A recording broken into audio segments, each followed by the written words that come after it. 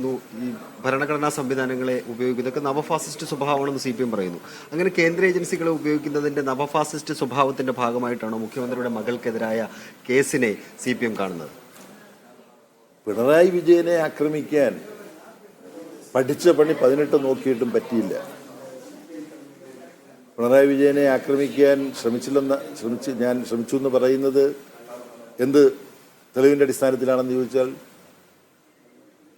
തൃശ്ശൂരിൽ ഒരു പൊതുസമ്മേളനത്തിൽ പ്രസംഗിക്കാൻ വന്ന നരേന്ദ്രമോദി കേരളത്തിൽ സ്വർണ്ണക്കള്ളക്കടത്ത് വർദ്ധിക്കുന്നു, ഇതിൻ്റെ എല്ലാം ആസ്ഥാനം മുഖ്യമന്ത്രിയുടെ ഓഫീസാണ് എന്ന് പറഞ്ഞോ ഇല്ലയോ? നിങ്ങൾ ഓർക്കുന്നുണ്ടോ?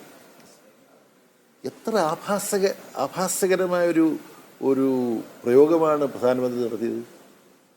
എല്ലാ കള്ളക്കടത്ത് നടന്നാൽ തടയേണ്ടത് കേന്ദ്ര ഏജൻസിയാണ്. അത് മുഴുവൻ നിയന്ത്രിക്കുന്ന പ്രധാനമന്ത്രി ഒരു സംസ്ഥാനത്ത് വന്നിട്ട് പറയുകയാണ് ഈ സംസ്ഥാനത്തിൻ്റെ മുഖ്യമന്ത്രിയുടെ ഓഫീസ് കേന്ദ്രീകരിച്ച് സ്വർണ്ണക്കള്ളക്കടത്ത് നടത്തുകയാണ്. സാധാരണഗതിയിൽ പറയേണ്ടത് ഈ നാടൻ ഭാഷയിലാണ് ഇതിനെക്കുറിച്ച്.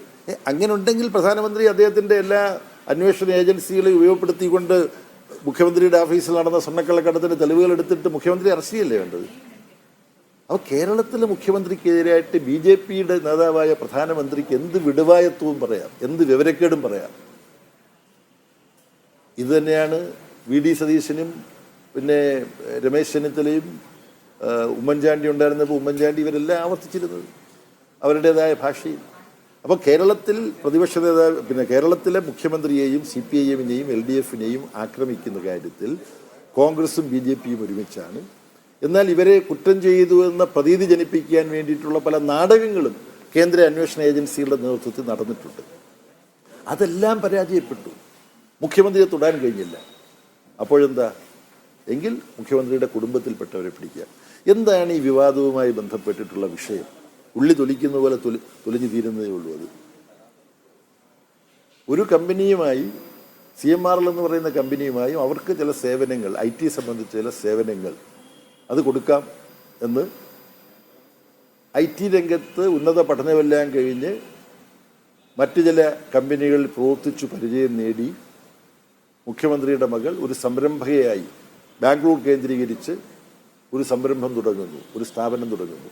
ആ സ്ഥാപനം നിയമപരമായ എല്ലാ ചട്ടങ്ങളും പാലിച്ചുകൊണ്ട് CMRLുമായിട്ട് കരാറിൽ ഏർപ്പെടുന്നു. ആ കരാറനുസരിച്ച് ഒരു മാസം 5 ലക്ഷം രൂപ വെച്ച് ഈ കമ്പനിക്ക് കിട്ടുന്നു. അത് ബാങ്ക് ട്രാൻസ്ഫറാണ്. കിട്ടിയിട്ടില്ലെന്നാണ് പറയുന്നത്. അല്ല, ഞാൻ ഇതൊക്കെ പറയട്ടെ. അപ്പോൾ ഒരു വക്കീലിന് ഫീസ് കൊടുത്തു, ആ വക്കീലിൻ്റെ സേവനം എനിക്ക് കിട്ടിയിട്ടില്ലെങ്കിൽ അവർ കേസ് കൊടുക്കണം, CMRL കേസ് കൊടുക്കട്ടെ. അത് കേസ് കൊടുത്താലും അവർ തമ്മിലുള്ളൊരു തർക്കമാണ്, രണ്ട് സ്ഥാപനങ്ങൾ തമ്മിലുള്ളൊരു തർക്കമാണ്. ഇത് സംബന്ധിച്ച് പരിശോധിക്കാനുള്ള ഒരു ട്രിബ്യൂണൽ, ആ ട്രിബ്യൂണലിൻ്റെ റിപ്പോർട്ട് എൻ്റെ സുഹൃത്ത് വായിച്ചു കഴിഞ്ഞാൽ BJP ഭരണത്തിന് കീഴിൽ മുഖ്യമന്ത്രിയെ ടാർഗറ്റ് ചെയ്യാൻ എത്ര വൃത്തികെട്ട തരംതാണ രൂപത്തിലാണ് അവർ ആ റിപ്പോർട്ട് എഴുതിയെന്ന് കാണാൻ കഴിയും. ഇത് സംബന്ധിച്ച കാര്യങ്ങളെല്ലാം വിശദീകരിച്ചിട്ട് താഴെ ഒരു വാദ്യം എഴുതിയിരിക്കുകയാണ്. ഈ കമ്പനിയുടെ എക്സാലോജിക് എന്ന് പറയുന്ന കമ്പനിയുടെ ഉടമസ്ഥ അല്ലെങ്കിൽ ചീഫ് എക്സിക്യൂട്ടീവ് കേരളത്തിലെ പ്രാധാന്യമുള്ള ഒരു രാഷ്ട്രീയ നേതാവിൻ്റെ മകളാണ്. എന്താണ് ആ വാദ്യത്തിനോടുള്ള പ്രസക്തി എന്ന് പറഞ്ഞാൽ ഈ ഭാഗത്തേക്ക് വയ്ക്കൂ, അന്വേഷിച്ചു. അപ്പോൾ ഇത് മുഴുവൻ ഒരു ഗൂഢാലോചനയുടെ ഭാഗമാണെന്ന് സാമാന്യ ബുദ്ധിയുള്ള ആർക്ക് മനസ്സിലാവാം. ഇനിയാണ് ഏറ്റവും പ്രധാനപ്പെട്ട കാര്യം ഞാൻ ചോദിക്കുന്നത്. ഇങ്ങനെ നൽകാത്ത സേവനത്തിന് മാസം 5 ലക്ഷം രൂപ വീതം കൊടുത്തത് മുഖ്യമന്ത്രിയുടെ മകളായതുകൊണ്ടാണ്. അങ്ങനെ കൊടുത്തതോ ഈ 5 ലക്ഷം കൊടുക്കുന്നത് കൊണ്ട് മുഖ്യമന്ത്രിയുടെ ഓഫീസിൽ നിന്നും കേരള ഗവൺമെൻറ്റിൽ നിന്നും പകരം ഒരു സേവനം കിട്ടണം, അങ്ങനെ എന്തെങ്കിലും സേവനം കിട്ടിയിട്ടുണ്ടോ? ഒരു സേവനവും കിട്ടിയിട്ടില്ല. ഇതൊക്കെ പച്ച പരാമാർത്ഥമാണ്, ആർക്കും മനസ്സിലാവുന്ന കാര്യമാണ്. എന്നിട്ട് വാർത്തകൾ ഉണ്ടാക്കുക. കേരളത്തിലെ ബദൽ ഇടതുപക്ഷ ജനാധിപത്യ മുന്നണിയും CPMുമാണ്.